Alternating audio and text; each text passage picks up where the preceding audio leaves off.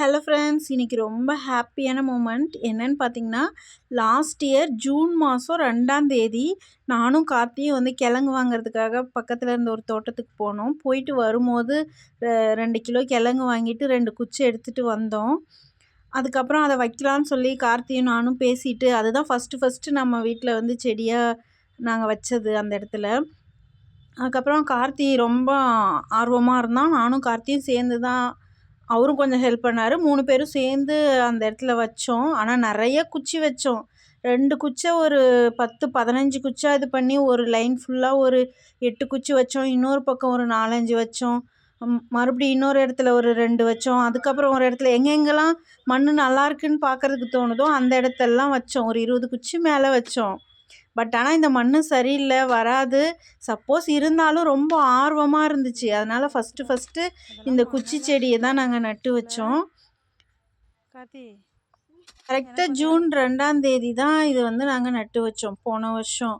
இப்போ வந்து மார்ச் 2ஆம் தேதி நாங்கள் வந்து அதை பிடுங்கிட்டோம். ஏன்னா நிறையா இடத்துல வந்து இந்த இடத்துல வச்ச இந்த லைனாக இருக்க இந்த 10 குச்சுமே அப்படியே எல்லாமே ஆடு தள்ளி விட்டுருச்சு. ஆடா மாடா தெரில, அது நல்லா ஃபுல்லாக வந்ததுக்கப்புறம் தள்ளி விட்டுருச்சு. ஒரு 3 குச்சி மட்டும் ஒரு ஓரமாக இருந்தது. அதை மட்டும் சும்மா பிடுங்கி பார்க்கலாம் எதுக்கும் அப்படின்னு சொல்லிட்டு பிடுங்கி பார்த்தா அதில் வந்து கிழங்கு இருந்துச்சு. இந்த இடத்த கூட நம்ம மழை காலம் வரைக்கும் நல்லா கொத்தி விட்டு தண்ணி விட்டுட்டே தான் இருந்தோம்.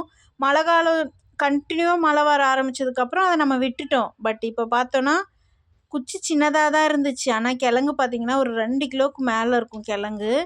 அதே மாதிரி இதில் நான் ஒரு 2 கிழங்கு எடுத்துகிட்டு மீதி வந்து கார்த்தி வடை சுடுறேன்னு சொல்லியிருந்தான். அவன் பண்ணானா என்னன்னு தெரில. அதுக்கப்புறம் நான் 2 கிழங்கு ஊருக்கு எடுத்துகிட்டு வந்துட்டேன்.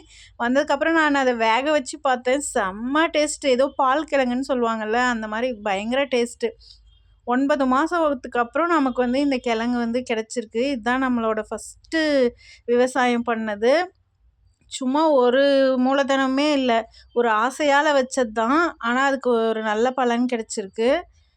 இது நம்ம பராமரிப்பு பண்ணோன்னா ஒரு ஆடி மாதம் அது வரைக்கும் டெய்லியுமே தண்ணி விட்டுட்டு எப்போ டைம் கிடைக்குதோ அப்போல்லாம் தண்ணி விட்டு கொத்தி விட்டுட்டே இருந்தோம். ஆனால் இந்தளவுக்கு வரும்னு எதிர்பார்க்கல. ரொம்ப ஹாப்பியாக இருந்தது. அதே மாதிரி டேஸ்ட்டும் பயங்கரமாக இருந்தது. பார்த்திங்களா எவ்வளோ பெருசாக இருக்குது, நல்ல டேஸ்ட். இது 2 கிழங்கு தான் நான் எடுத்துகிட்டு வந்திருந்தேன். ஆனால் சாப்பிட்டா செம்ம டேஸ்ட்டு. கார்த்தி என்ன பண்ணான்னு தெரியல. நான் மறுபடியும் ஊருக்கு போகும்போது தான் கேட்கணும். ரொம்ப சந்தோஷமாக இருந்துச்சு. நம்ம வீட்டு தோட்டத்து வாசம் நம்ம வீட்டில் வீசும் அப்படின்னு சொல்லி ஏதோ ஒரு ஆடில் வரும்ல, அந்த நான் ரொம்ப ஃபீல் பண்ணேன். அது செம்ம டேஸ்ட்டு. Happy gardening.